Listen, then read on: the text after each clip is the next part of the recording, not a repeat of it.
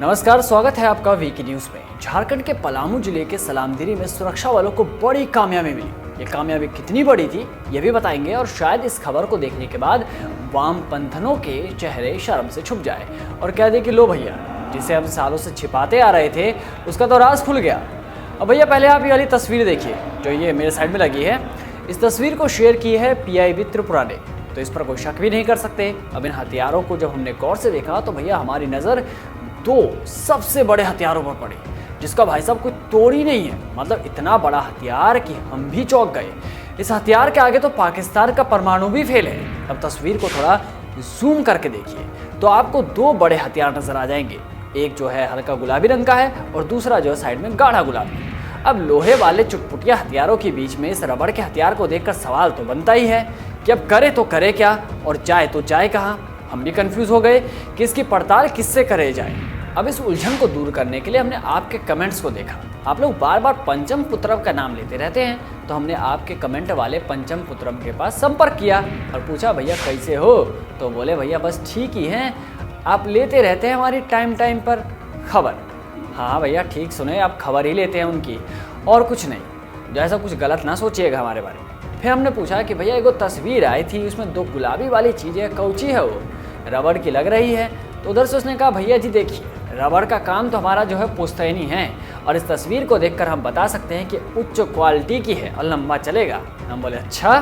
फिर हम बोले भैया ये बता दो कि इस हथियार का काम क्या है। तो शर्माते हुए बोले भैया अब क्या बताएं, आधुनिक दौर चल रहा है तो अब डंडे से लड़ने का समय तो चला गया। तो बस यही है जो है, अब जंगल में है तो क्या हुआ, थोड़े से आधुनिक तो हम भी हो गए हैं और समझ जाइए बस। अब उन्होंने फ़ोन काट दिया।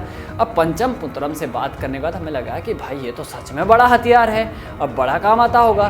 तो हमने गूगल का सहारा लिया तो पता चला कि इस हथियार को डिल्डो कहते हैं और इसका प्रयोग उत्तेजना को समाप्त करने के लिए किया जाता है। फिर क्या था, हमने तस्वीर को दोबारा देखा तो पता चला कि भैया एक में तो तार भी लगा हुआ है, उसे लोग वाइब्रेटर कहते हैं। तो पूछता है भारत कि सनसनी मचाने वाले इस हथियार का इस्तेमाल कौन करता है और क्या माओवादी पुरुष भी इसे चलाते हैं। बता दें कि माओवादी वामपंथी छात्राओं को नशा खिलाकर बलात्कार करने से लेकर जंगल में नव वामपंथों यानी कि नई नवेली जो वामपंथन होती है उनको सेक्स गुलाम बनाकर इस्तेमाल करते आए हैं और ये बड़े फेमस भी रहे हैं। जो फेसबुक पर नए नव वामपंथन आते हैं जो बड़े बड़े सेक्स पे दावे करते हैं, मोदी के फांसीवादी रिपोर्ट पर करते हैं, इस तरह के लोगों को सेक्स गुलाम बना के रखते हैं।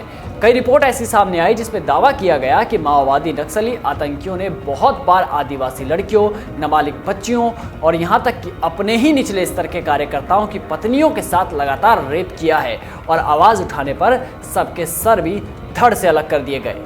तो अब पूछता है एक भारत कि ये वामपंथी है या कामपंथी, ये नक्सली मर्द आखिर डिल्डो से कर क्या रहे हैं। अब इसका जवाब हमारे पास तो है नहीं, आप ज़रूर कमेंट बॉक्स में बता दें।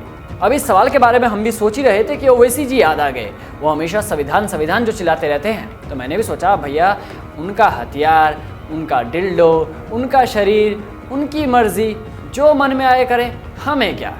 अब हो सकता है कि ये क्रांति का कोई नया हथियार आया हो और उसका उपयोग करें।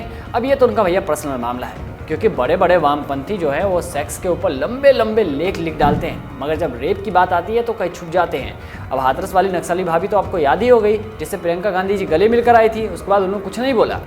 खैर, जंगल में इस हथियार को देखकर आप ये मत कह देना कि भैया हम तो लॉकडाउन में फंसे हुए थे और ये वामपंथी जंगल में मंगल कर रहे थे। पर इन तस्वीरों ने अब बड़े सवाल खड़े कर दिए कि क्या इसका इस्तेमाल महिलाओं को सेक्स स्लेव बनाने के लिए किया जा रहा है और कितनी महिलाएं अभी तक इसका शिकार बन चुकी हैं और ये सेक्स स्लेव बनाकर कौन सी नई क्रांति लाना चाहते हैं। ये वीडियो आपको कैसे लगी कमेंट बॉक्स में जरूर बताएं। तब तक आप बने रहिए वीके न्यूज़ के साथ। नमस्कार।